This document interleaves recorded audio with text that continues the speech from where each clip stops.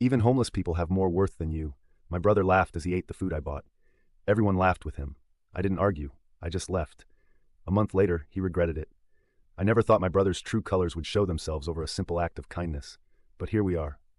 This happened last Friday, and I'm still processing everything that went down. Some context. I've always been the black sheep of the family, mainly because I chose to build my own path instead of joining the family business. My brother Noah took over from our father, and he never lets anyone forget it. The thing is, I've done pretty well for myself, well enough that I'm usually the one paying when we go out as a family. Friday was meant to be a celebration. Noah had been bragging about some big deal he'd closed, so I offered to treat everyone to dinner at this upscale place downtown. My mother, Cora, was there along with Noah, his wife Isabella, and their daughter Hazel. Hazel's 8, and probably the only genuine person in our family besides me. The evening started normally enough. Noah dominated the conversation with his usual self-importance, while Isabella nodded along like he was sharing the secrets of the universe. I've learned to tune it out over the years, focusing instead on Hazel's stories about school and her latest art project. It was when our food arrived that things took a turn. Through the restaurant's window, I noticed an elderly man sitting on the bench outside. He had a small cart with what looked like everything he owned, and he was trying to stay warm in the evening chill. I've been fortunate enough to be in a position where I can help others, so I quietly asked our server to add another meal to our order, their soup of the day and a sandwich, and have it packed to go. No one noticed the exchange. "Playing savior again, little brother," he smirked. I ignored him and continued my conversation with Hazel about her science project. But Noah couldn't let it go. "You know," he said loud enough for nearby tables to hear, "it's funny how you're always trying to prove you're better than everyone else with these charitable acts. Is it because you're trying to forget when we were kids and Dad had to bail out your failed ventures?" I kept my focus on Hazel, but she had gone quiet, watching the adults with that perceptive look kids get when they know something's wrong. Isabella was already giggling and anticipating whatever Noah would say next. The server returned with the packed meal, and I excused myself to step outside. As I approached the elderly man to offer him the food, I could hear Noah's voice carrying through the restaurant's open window. "Even homeless people have more worth than you," he laughed. "At least they're honest about who they are.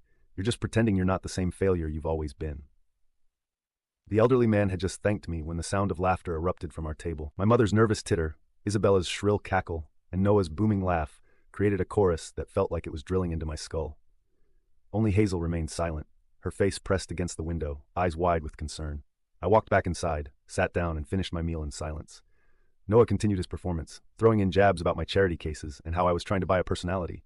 Each comment got its expected laughs. I watched Hazel push her food around her plate, her earlier enthusiasm completely deflated. When the check came, I pulled out my card without a word. Noah was in the middle of another story about his business acumen when I stood up. "Thanks for dinner," Isabella chirped, not even looking up from her phone. I looked at each of them, my mother avoiding eye contact, Noah and Isabella lost in their own world, and Hazel, who suddenly jumped up to give me a hug. I held her tight for a moment, then set my card on the table. "The bill's paid. I need to go," was all I said before walking out. Through the window, I could see Noah rolling his eyes, probably launching into another commentary about my dramatic exits.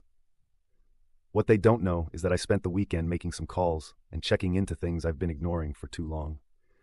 I've supported the family business more than they realize, and maybe it's time to take a closer look at exactly what my brother's been doing with all that responsibility he's so proud of. The elderly man was still there when I left. He'd saved half his sandwich, carefully wrapping it in the paper napkin for later. He said it with a dignity that Noah could never understand. I handed him my business card, told him to come by my office if he needed anything. Noah thinks worth is measured by how much you can take from others. He's about to learn how wrong he is. Update 1 first. Thank you all for the supportive comments on my last post. A lot has happened, and I need to share what I've discovered. It's worse than I initially thought. These past 2 weeks have been interesting.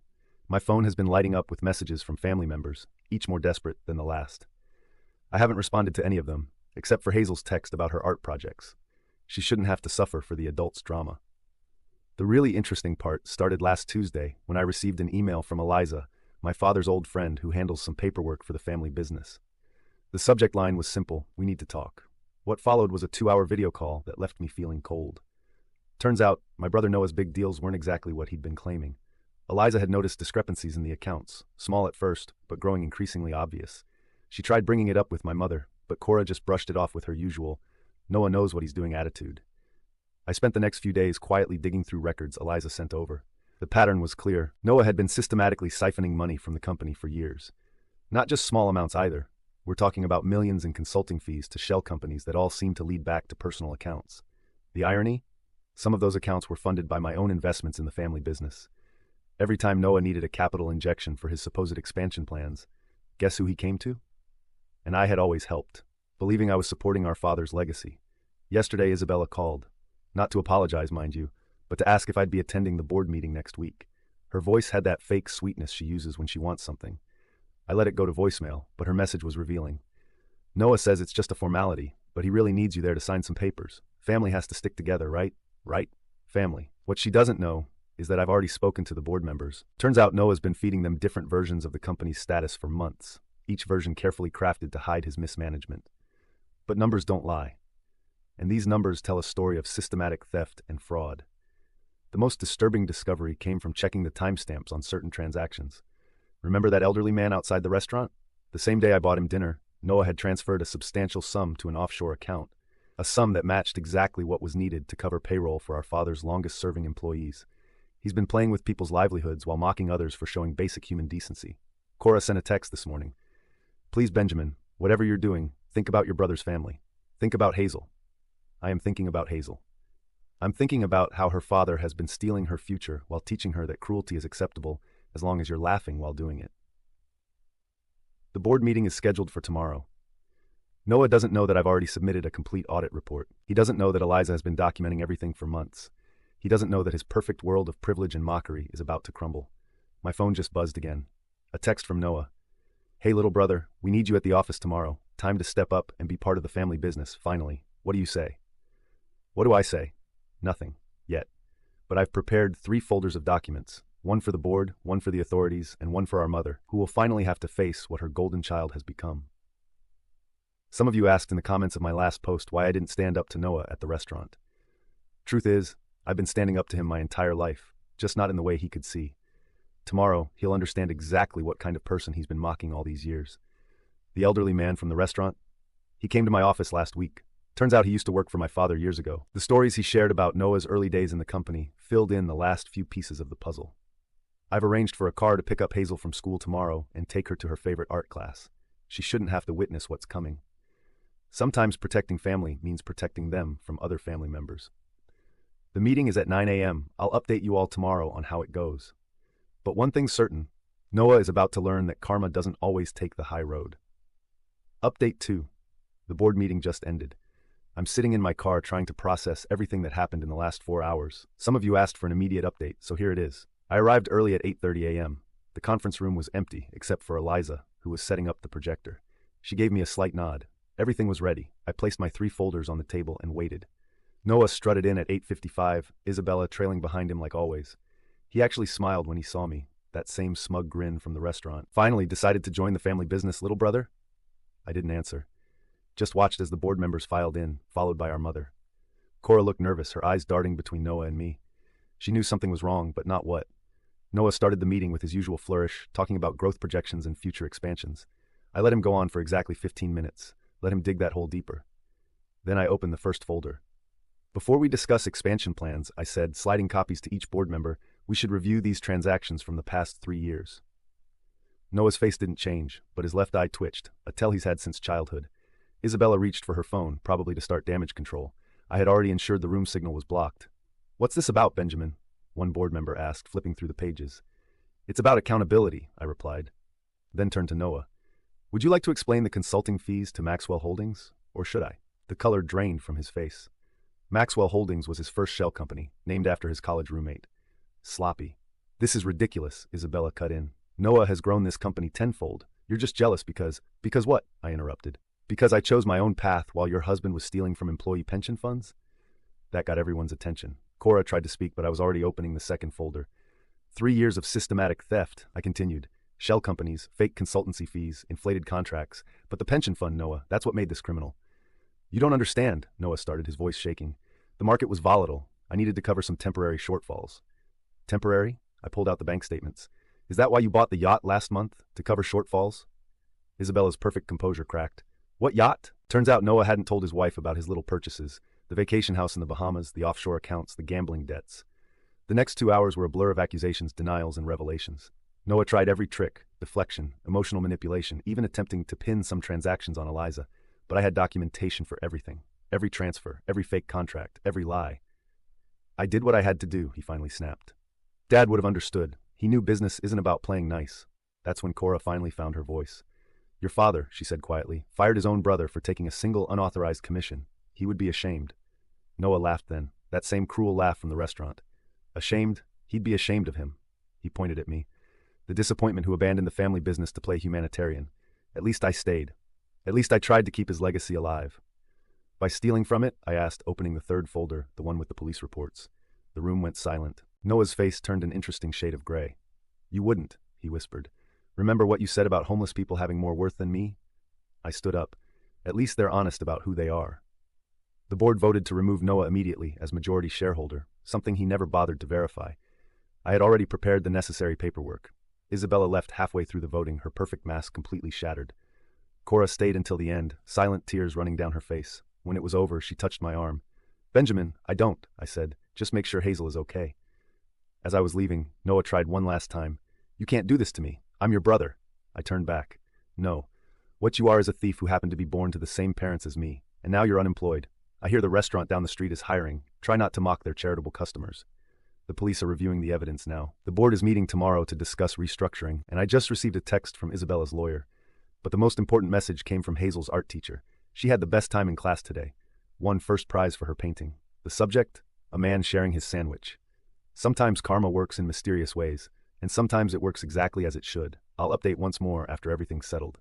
Right now, I need to meet with the pension fund trustees. Unlike some people, I believe in paying my debts. Final update. It's been a month since my last update, and I promised to share how everything concluded. Revenge, as they say, is a dish best served cold.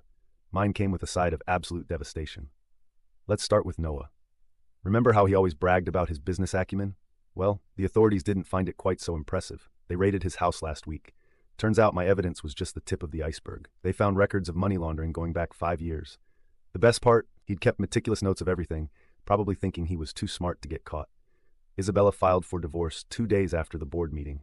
Not out of moral outrage, mind you, but because I made sure she learned about Noah's girlfriend in the Bahamas. The one he bought a house for using company money. The same house Isabella thought was an investment property. Her lawyer contacted me for evidence to use in the divorce proceedings. I provided everything, free of charge. The look on Noah's face when he realized his wife's lawyer knew every detail of his financial crimes? Priceless. But I wasn't done. Remember that elderly man from the restaurant? He wasn't just any former employee. He was my father's original partner, the one who helped start the company. Noah had forced him into early retirement years ago using fabricated performance reviews. I've reinstated his pension with back pay and given him a seat on the board. His first act? Voting to approve a complete audit of every decision Noah made in the last decade. The pension fund scandal hit the local news. Noah's face was on the front page, being escorted out of his house. His friends in high society? They vanished. Amazing how quickly people distance themselves when the facade crumbles. Cora tried to play peacemaker, begging me to drop the charges. He's still your brother, she pleaded. I showed her the surveillance footage of Noah mocking elderly employees as he cut their retirement benefits. She stopped defending him after that. The company, I've taken control, but not in the way Noah always wanted me to. I've restructured it into an employee-owned corporation. Every long-term employee now has equity. The look on their faces when they learned they'd be shareholders, not just workers. That's what real business leadership looks like. Isabella's social circle has crumbled. Turns out people don't want to associate with someone who knew about pension theft and stayed quiet. Her country club membership was revoked last week. Apparently, they have standards. Who knew? Noah tried to contact me through his lawyer, offering to make things right if I dropped the charges. I forwarded the message to the prosecutors as evidence of attempted witness tampering. He's facing 15 years now, not 5. But the real karma? That came yesterday. Noah had hidden money in crypto accounts, thinking he was clever. What he didn't know was that I'd been tracking those accounts since day one. When he tried to access them from his parents' house, where he's been staying since the divorce, he found them empty. Every cent transferred to a trust fund for Hazel. Speaking of Hazel, she's living with Isabella's sister now. I've arranged for her to attend the best art school in the city. The trust fund will cover her education through college. Noah can't touch a penny of it. His daughter will have opportunities he can't control or steal. The elderly man who sparked all this, he's thriving. I've set up a foundation in his name to help retired employees. The first recipient? Noah's former secretary, who he fired for asking too many questions about the accounting.